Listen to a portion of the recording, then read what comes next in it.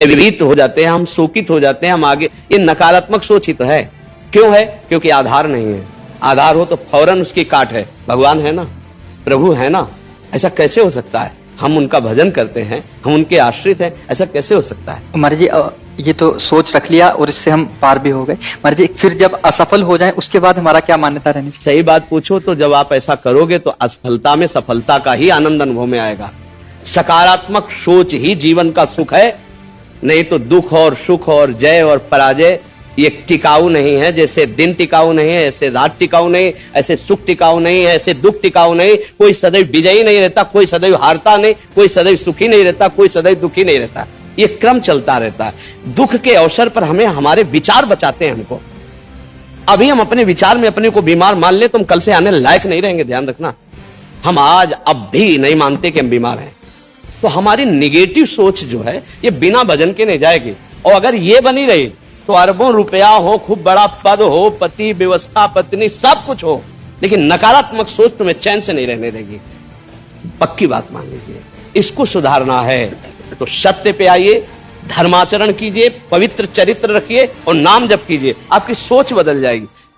देखो, आपकी सोच अच्छी है तो आप थोड़ा कम पैसे वाले भी है ना, गरीब भी हैं, तो मस्त रहेंगे। सोच सही नहीं है तो चाहे आपके पास अरबों रुपया हो, आपका जीवन नरक जैसा रहेगा, क्योंकि आपकी सोच अशांति, कलह, नाना प्रकार की वासनाओं में, खेल में फंसाकर आपको नष्ट कर देगी।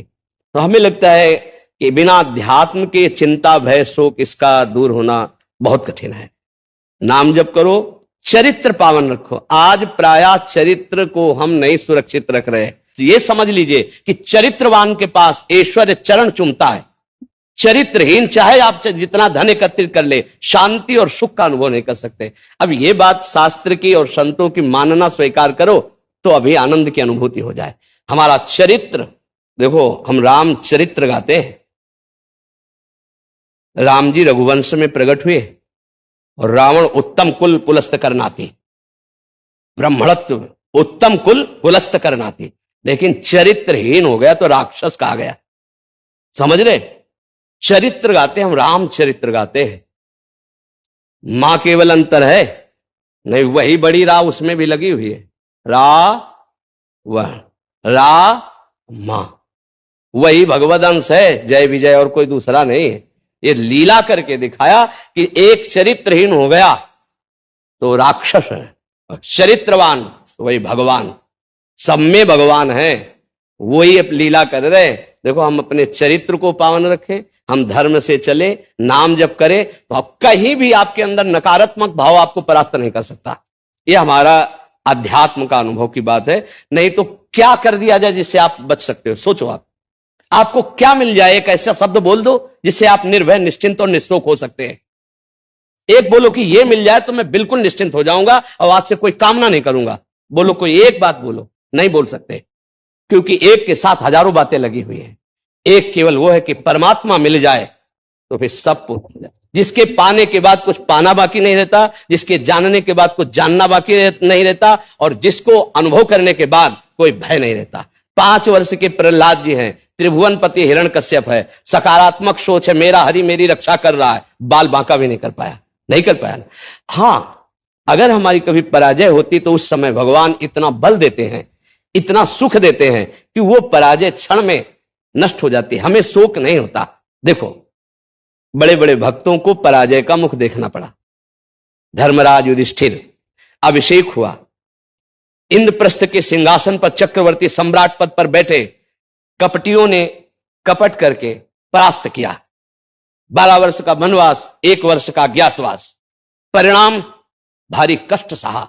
ऐसे महारथियों को छुप के रहना पड़ा, लेकिन परिणाम फाइनल पे आइए तो चक्रवर्ती सिंहासन पर महाराज युधिष्ठिर ही बैठे, उनके कुल में कोई नहीं रह गया, सब विनाश को प्राप्त हो गए। तो हमें लगता है धर्माचरण, भगवद आश्रय, पराजय कभी होती भी है तो वो विजय की ही आशा पुष्ट करती है, और भगवान इतना बल देते हैं कि पराजय उसे दुख नहीं दे पाती है। तो इसलिए हमें नाम जप करना चाहिए, भगवद आश्रित होकर के अध्यात्म को समझना चाहिए। आज हमारे नवीन बच्चे अध्यात्म को नहीं समझ रहे तो बड़ी आचरण में बड़ी अपवित्रता आ चुकी है। आप देख लीजिए कैसे कैसे गंदे अपने जीवन को इन अवगुणों से युक्त कर लिया गया, व्यसन, व्यभिचार, अब ये अध्यात्म का ज्ञान ना होने के कारण अपना नाश कर रहा है। तो चरित्रहीनता, गुणहीनता और नकारात्मक सोचे, अगर इनको हमें ठीक करना है तो हमें बहुत सावधान रहना, हमें अपने चरित्र को बचाना है। आज हमारे बच्चों में चरित्र सुरक्षित नहीं रह पा रहा है। आज बच्चों का जीवन बड़ा संकटपूर्ण जा रहा है।